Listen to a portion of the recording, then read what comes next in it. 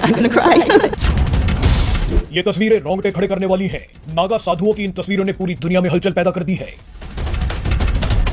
हैरानी की बात देखिए कि भारतीय लोगों को ग्रीस के योद्धा स्पार्टन्स के बारे में बताया जाता है, भारतीयों को जापान के योद्धा समुराई की कहानियां सुनाई जाती हैं। मगर यह विडंबना है कि भारत के लोग, खासतौर पर युवा, जानते ही नहीं कि सनातन धर्म की रक्षा करने वाले योद्धा नागा साधु होते हैं।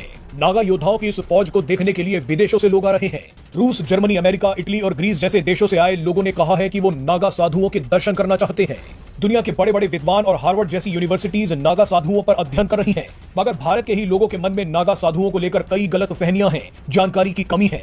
आज हम नागा साधुओं के बारे में आपको ऐसी जानकारियां बताएंगे जो आपके रोंगटे खड़े कर देंगी।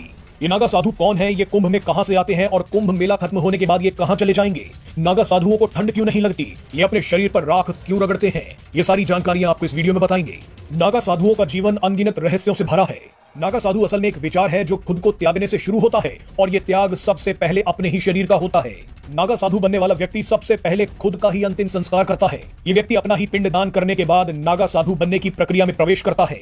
नागा साधु भयंकर सर्दी में भी निर्वस्त्र रहते हैं, उन पर मौसम का कोई प्रभाव नहीं पड़ता।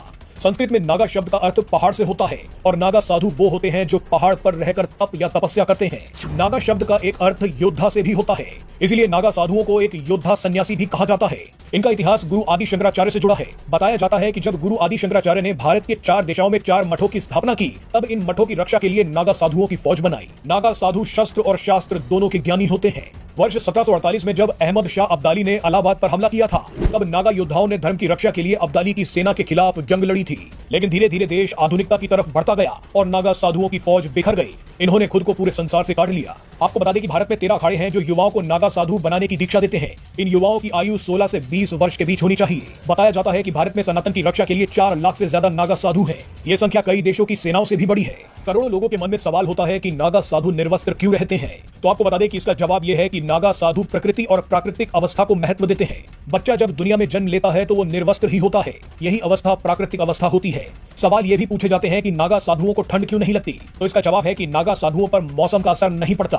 जब कोई नागा साधु बनने की प्रक्रिया में प्रवेश करता है तो उस व्यक्ति का शरीर ऐसी स्थिति में चला जाता है जहां उसे सर्दी, गर्मी, अग्नि सभी का एहसास होना बंद हो जाता है। जिस तरह से महिला के गर्भ में बच्चा किसी भी मौसम में जीवित रहता है, ठीक उसी तरह से नागा साधु प्रकृति के गर्भ में सुरक्षित रहते हैं। कई लोगों के मन में सवाल है कि नागा साधु अपने शरीर पर भस्म क्यों रगड़ते हैं। भस्म मृत शरीर से बनी वो राख होती है जिसे अपने शरीर पर रगड़कर नागा साधु ये बताते हैं कि वो मृत्यु को जीत चुके हैं, मृत्यु उनका कुछ नहीं बिगाड़ सकती। आखिर में सबसे महत्वपूर्ण सवाल यह है कि नागा साधु कुंभ मेले में कहां से आते हैं और कुंभ मेला खत्म होने के बाद ये कहां चले जाते हैं। इसका जवाब है कि नागा साधु अक्सर दुर्गम इलाकों या पहाड़ों में अपना जीवन तपस्या करते हुए बिताते हैं। कुंभ मेले के लिए ये नागा साधु अपनी तपस्या से वापस आते हैं और मेला खत्म होने के बाद या तो ये अपने अखाड़ों में चले जाते हैं या फिर सृष्टि के भ्रमण पर निकल जाते हैं।